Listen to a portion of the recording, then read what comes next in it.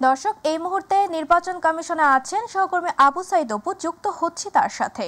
অপু, প্রতীক সহ নিবন্ধন ফিরে পাওয়ার পর আজ সিইসির সঙ্গে বৈঠকে বসবে জামাত। বৈঠকের বিষয়বস্তু সম্পর্কে কি তথ্য আছে আপনাদের কাছে, আমাদের জানাবেন।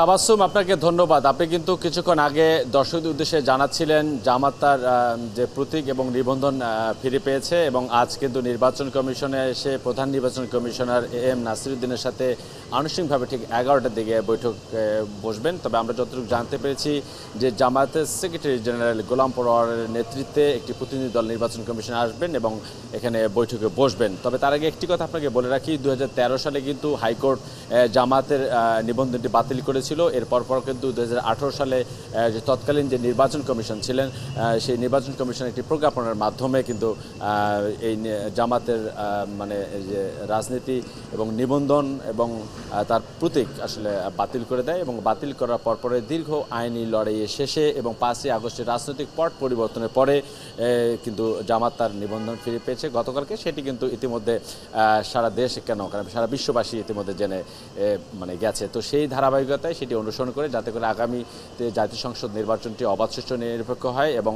জামাতের নিবন্ধন মানে ফিরে পাওয়ার বিষয়ে নির্বাচন কমিশনের যে ভূমিকা, আদালতের যে নির্দেশনা, এই সব কিছু নিয়ে আসলে জামাতের সাথে যে প্রতিনিধি দলটি আসবে ঠিক 11টার দিকে তাদের সঙ্গে আলোচনা হবে এবং আলোচনার মাধ্যমে কিভাবে একটি অবাধ সুষ্ঠু নিরপেক্ষ নির্বাচন মানে উপর দেওয়া যায়, মানুষের ভোটাধিকার দীর্ঘদিন থেকে বঞ্চিত ছিল সেই ভোটাধিকারের জন্য ফিরে পাওয়া যায়, সেই বিষয়টি কিন্তু মাথায় রেখে আলোচনাগুলো হবে।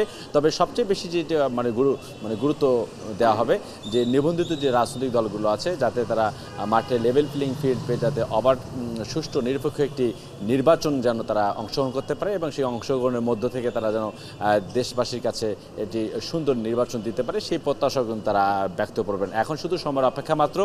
ঠিক 11টার সময় যখন তারা আসবেন নির্বাচন কমিশনে তখন নির্বাচন কমিশনাররাও সেখানে উপস্থিত থাকবেন এবং প্রধান নির্বাচন কমিশনের সাথে কি ধরনের আলোচনা হবে সেটি হয়তো আমরা পরবর্তী সংবাদে যুক্ত হয়ে জানিয়ে দেব। তো তাবাসসুম, এটাই ছিল আমার কাছে নির্বাচন কমিশন সচিবালয় থেকে সর্বশেষ খবর। তাবাসসুম। অপু, আপনাকে ধন্যবাদ।